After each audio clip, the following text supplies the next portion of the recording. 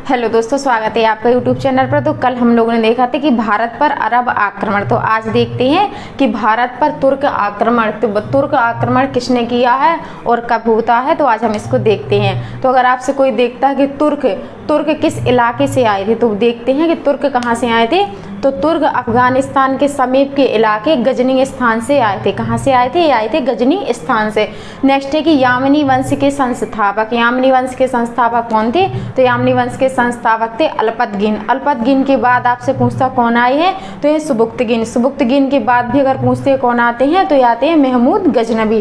फिर देखते हैं कि भारत पर पहला तुर्क आक्रमण किसने किया है। तो भारत पर पहला तुर्क आक्रमण किसने किया है? ये किया सुबुक्तगिन ने। सुबुक्तगिन पर इनका आक्रमण कैसा था? ये सफल नहीं था, ये था असफल था। कौन सा? असफल रहा है।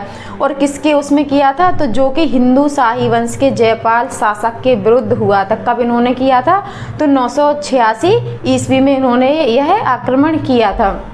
फिर देखते हैं कि महमूद गजनवी गद्दी पर कब बैठा। तो महमूद गजनवी गद्दी पर कब बैठा है? तो हम बताएंगे कि 998 ईस्वी में। कब बैठता है? 998 ईस्वी में। फिर आपसे कोई पूछता है कि सुल्तान और गाजी की उपाधि धारण करने वाला, सुल्तान व गाजी की उपाधि धारण करने वाला पहला शासक कौन था? तो पहला शासक हम बताएंगे वो कौन था? महमूद गजनवी। कौन था? महमूद गजनवी।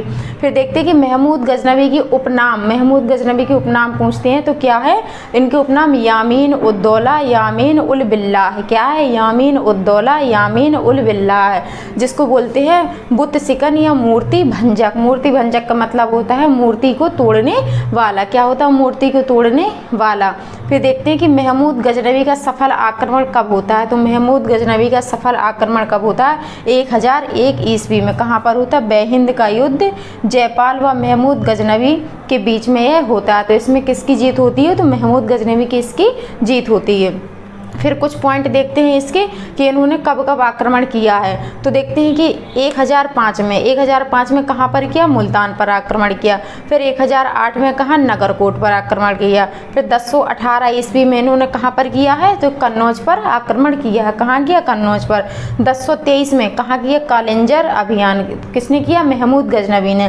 फिर देखते हैं 1025 में सोमनाथ मंदिर, 1025 में सोमनाथ मंदिर पर आक्रमण किया है। तो इस समय सोमनाथ कहाँ पर है? तो सोमनाथ है गुजरात में। तो उस समय जब ये आक्रमण हुआ था 1025 में, तो गुजरात के शासक कौन थे? तो गुजरात के शासक कौन थे? भीम प्रथम थे, जो चालुक्य वंश के थे। कौन थे? भीम प्रथम और चालुक्य वंश के थे। अगर आपसे कोई पूछता है कि सबसे अधिक क्षति पहुंचाने वाला आक्रमण कौन सा था, कि सबसे अधिक क्षति पहुंचाने वाला आक्रमण कौन सा था, तो हम बताएंगे 1025 का कौन सा था? 1025 का सोमनाथ का मंदिर, यह हिंदू आस्था को सबसे अधिक क्षति पहुंचाने वाला आक्रमण था। फिर देखते हैं कि महमूद गजनवी का अंतिम आक्रमण कब होता है। महमूद गजनवी ने अंतिम आक्रमण कब किया? तो इन्होंने किया है 1027 ईस्वी में खोखरों के विरुद्ध किया। किसके? 1027 ईस्वी में खोखरों के विरुद्ध इनका यह आखिरी आक्रमण था। फिर महमूद गजनवी की मृत्यु कब होती? महमूद गजनवी की मृत्यु 1030 ईस्वी में इनकी मृत्यु हो जाती है। फिर देखते हैं कि महमूद गजनवी के समकालीन लेखक कौन कौन से थे। महमूद गजनवी के समकालीन तो पहले थे फिरदौसी, जिनको बोलते हैं पूर्व का होमर। किसको बोलते हैं? पूर्व का होमर। किसको बोलते हैं? फिरदौसी को। इनकी बुक देखते हैं तो इनकी पुस्तक क्या है? शहनामा। दूसरे में आती है अलबरूनी। अगर आपसे कोई पूछता है कि पुराणों का अध्ययन करने वाला प्रथम मुस्लिम कौन था, पुराणों का अध्ययन करने वाला प्रथम मुस्लिम कौन था, तो वो था अलबरूनी, जिसकी बुक क्या है? किताब उल हिंद और तारीख ए हिंद। इनकी दो बुक हैं। कौन सी हैं? किताब उल हिंद और तारीख ए हिंद। तो तीसरे पे आते हैं उतबी। उतबी की बुक का क्या नाम है? किताब उल यामिनी।